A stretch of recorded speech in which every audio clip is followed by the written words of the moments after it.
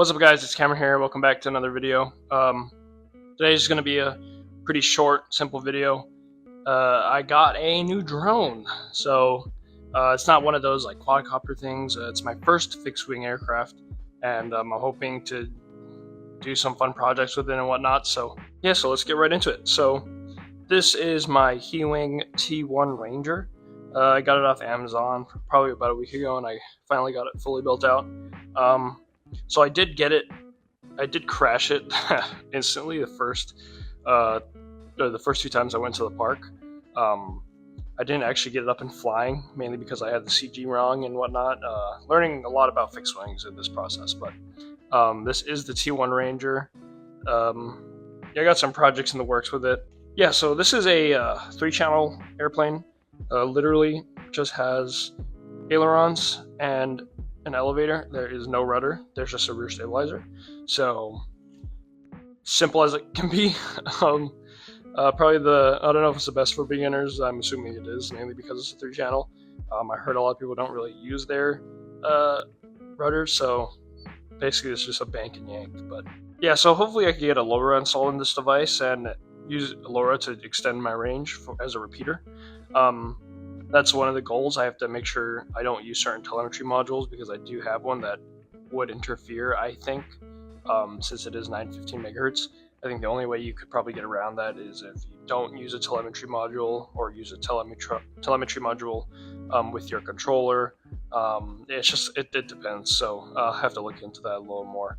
But I do know that certain RC telemetry modules do transmit on 915 megahertz, which is the US long-range radio frequency. So yeah, so we got internally, we have a SpeedyBee F405 Mini that is in there. I don't know if you can see it very well, but there is a flight controller in there.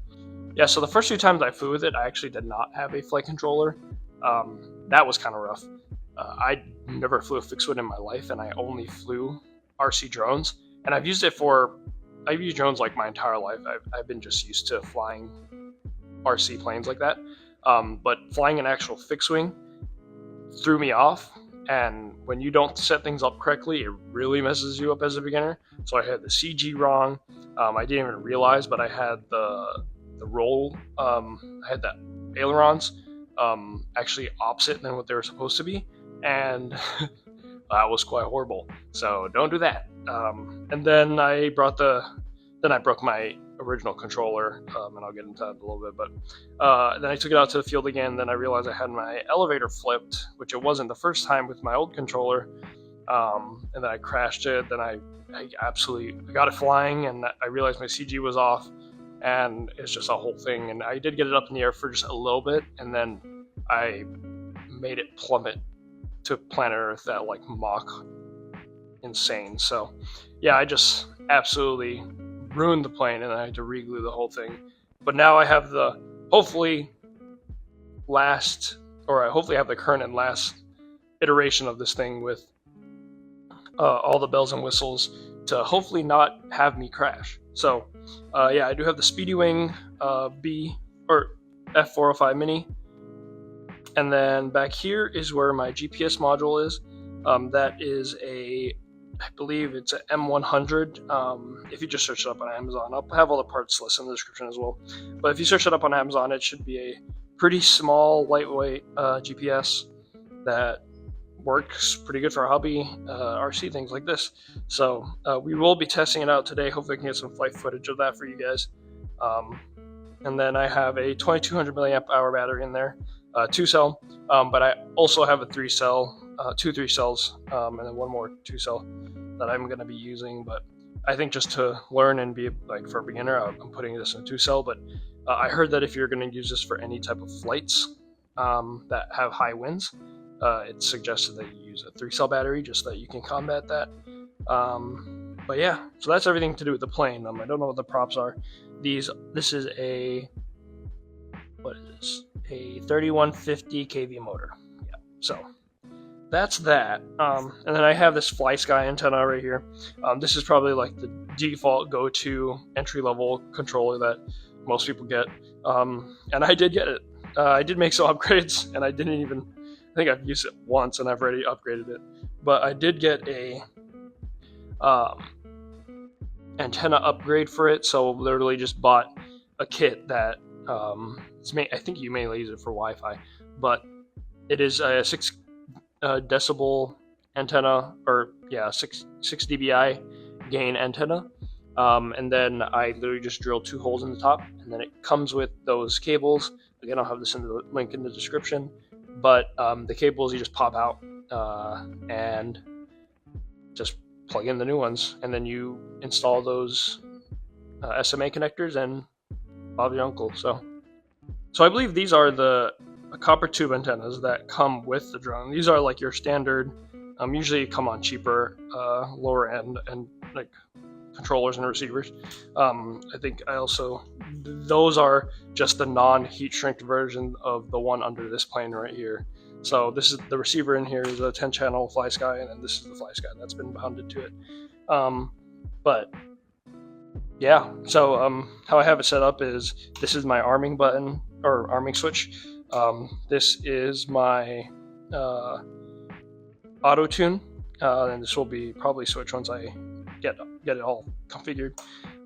This knob all the way to the right, this is my loiter mode. So if I just want to take my hands off the controller, it should just loiter. Again, I haven't tested any of this, so you might get a video of this thing absolutely getting obliterated. This right here switches to angle mode if I ever need the easiest possible controls, but I also might switch this if I get used to horizon. This right here is my flight mode changing. This does bottom does horizon mode, so that's my default. Middle does manual mode, and then, which I probably will never use depending on how good I am. And then top is no mode selected technically in INAV, so that is acro mode. So I believe I need to have it in acro mode to do auto tune, and then just fly it around and make sure just move all the sticks so that it can get used to it. So yep, and then this is my return to home. So my SHTF, I don't know what's happening to my drone. Just flip it, it will land. So that's the goal, at least.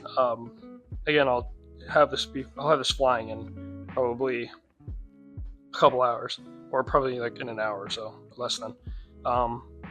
But yeah, so that's my drone. Yeah, hopefully I can do some cool radio projects with it. Having a lower repeater in this thing would probably be the coolest thing I could do. Yeah, so we'll take it out to the field, and hopefully we can get this thing flying, and I'll try to get some flight footage. And then we'll have more projects set up for the future. So